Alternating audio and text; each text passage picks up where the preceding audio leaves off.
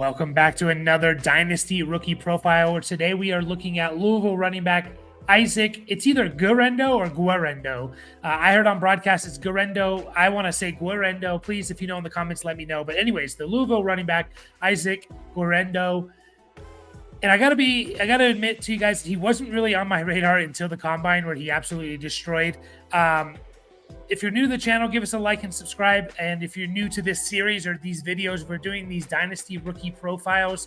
We've been putting them out since like February, I believe. We're about 2 weeks away, less than 2 weeks away from the NFL draft starting. And what we're trying to do here is we're not just looking at the well-known prospects. We're looking at some of the lesser-known guys, the guys that are going to be drafted maybe day 3 of the NFL draft and maybe round 3 or 4 in your Dynasty rookie drafts. We're trying to put together not just the film, but the raw numbers and the analytics all together to try and just find guys that we like, guys that intrigue us. And hopefully we hit on a couple of them late in our Dynasty rookie drafts. And like I said, we are looking at the Louisville running back Isaac Guerendo, a big boy, 6 foot 221. He spent 5 years in college. His first 4 years, from 2019 to 2022, he played at Wisconsin, where he never rushed for more than 400 yards and never had more than 65 carries in a single season. Went to Louisville, still wasn't the lead back there, was actually second on the team in carries, but did produce, as you can see, 132 rushes, 810 yards, 11 touchdowns, as well as 22 catches and 234 yards. He wasn't the backup. He was more of the 1B than he was a backup, but he never got a full workload in college, which is a little interesting because when you watch him on tape, you definitely see a lot of positives about him. There are some negatives. There are some things I'm worried about, which I will get into, but there's also some positives there. And you just kind of wonder why he never got his chance. I know at Wisconsin, they're kind of a running back factory there. He's built like a Wisconsin running back. Obviously, Braylon Allen was there for his last 2 years at Wisconsin, and Braylon Allen came in and just took over from year one. So there is some concerns here, which I will get to. He's kind of projected to be a day 3 pick if he is drafted. We'll see. I think he will be, because I think he has a role for a team. I think he has a role at the very least, as kind of a third down, pass catcher, pass protector type of back. And we'll see if he can develop into more, but that is coveted in the NFL. His size is coveted, and he is an athlete. Now, is he a running back? I'm not 100% convinced. Is he an athlete? He absolutely is. If you look at his combine numbers, he ran at 4.33, which is pretty insane for a running back that's 220 pounds. 4.33. Now, speed isn't everything. I know we love the 40-yard and we love to put value into it. The average 40-yard time for fantasy relevant running backs, I looked at all fantasy relevant running backs over the last 10 to 15 years.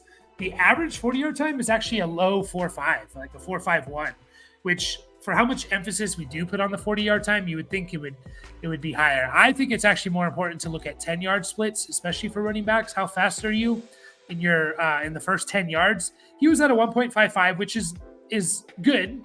It's not great. It's good.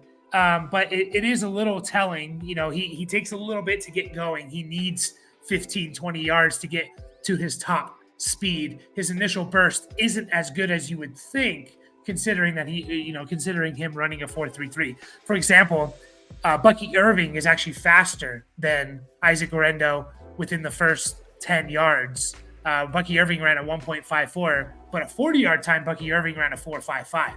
Pretty different from 40-yard times, but Bucky Irving's actually faster in the 10-yard split. And I bring that up just to, again, emphasize, I think it's a lot more important what you do, what's your initial burst in the first 10 yards, because most runs are going for 10 yards or less, not for 40 yards. You see his broad jump number, though, is 129, which shows explosiveness.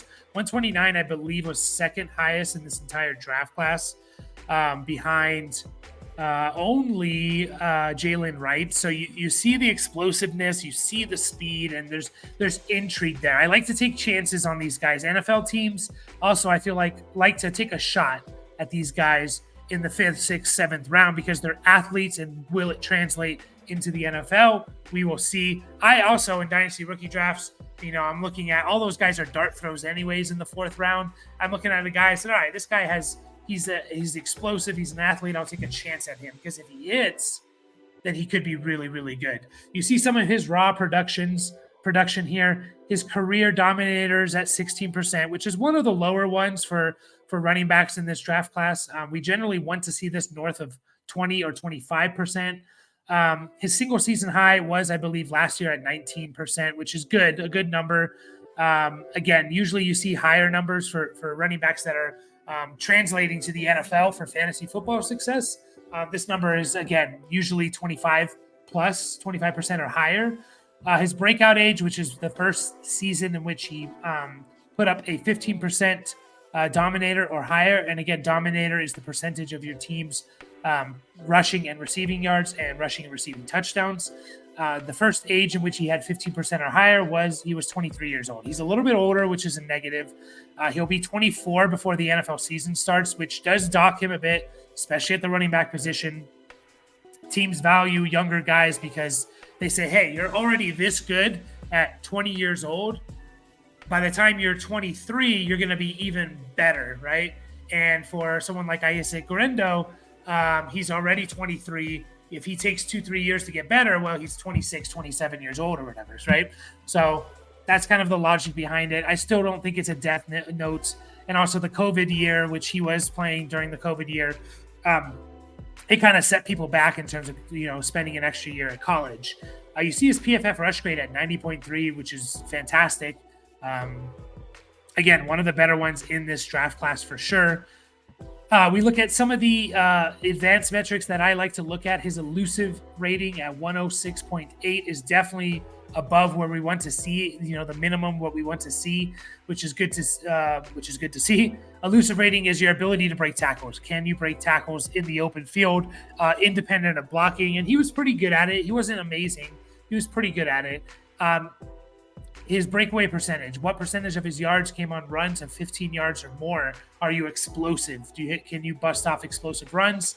His is at almost 49%, which is really, really good. We want to see this at least at 40%, this number. Anything above 45% is starting to get awesome. Anything close to 50 or above is really, really good. He's at 40, almost 49% of his yards came on runs of 15 yards or more. And then we see his yards per route run in the passing game. Now, he only had, like we said, 22 catches. So maybe it's a small sample size, but his yards per route run were actually tied for 8th most in all of FBS football at 1.7 last year. So it shows his skill as a receiving back. A couple more things before I get into the film. Yards after contact, per attempt at 4.11 is really, really good. That's actually 20th in all of FBS. So averaging 4 yards after contact. Missed tackles forced per attempt at 0.2 is fine. Nothing amazing, but it's kind of below average, to be honest. I put yak per reception here. I don't know why I did that. That wasn't meant to be here.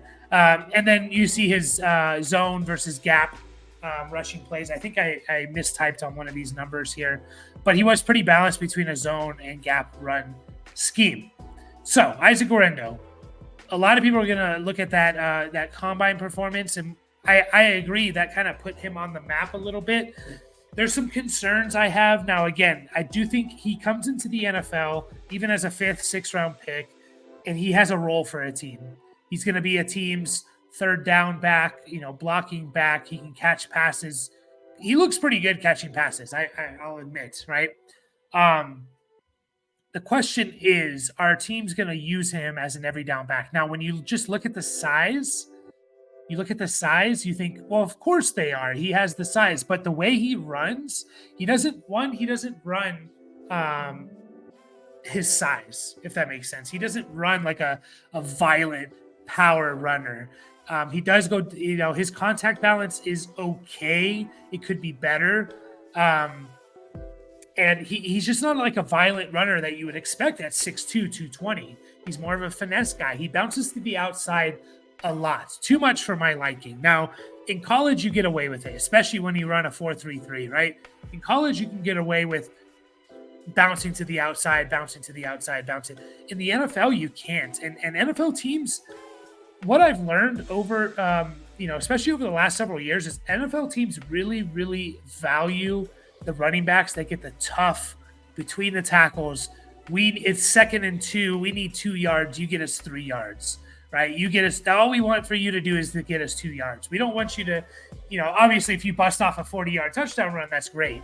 What we really want is not for you to necessarily look for that, is to get the 2 yards. And I saw a lot on his film where it was 2nd and 1 and he bounced to the outside when he could have probably just run into the back of his offensive lineman, got that 1 yard, kept the drive going, right? NFL teams don't like that when running backs try to always look to bounce it to the outside. So I think he does that too much. Now, can that be fixed? Of course it can, right? Of course it can be fixed. Again, he has the size and strength to be a good pass protector, an every down back. He's explosive, but it's more of a straight line speed. It's less of a lateral movements, right?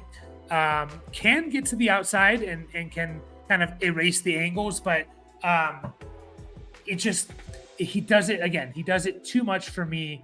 And it's not going to translate to the NFL. It really isn't. That's like the one thing you can kind of put in your book is like, this is not going to translate to the NFL. Of course, there are times when you can make it to the outside, but to consistently do it, no. So again, I like some things I see. If I'm in my Dynasty rookie drafts and it's the end of the 4th round and I'm going to take a running back and, I'm deciding between a couple guys and Isaac Guerendo's on there, I'm probably going to take him over some other guys just because the athleticism's there, the explosiveness, the speed, and I'll take a chance on athletes that late in the draft. But my expectations for him is that he's a good backup. He's a good 3rd down back. That's kind of his floor in my opinion.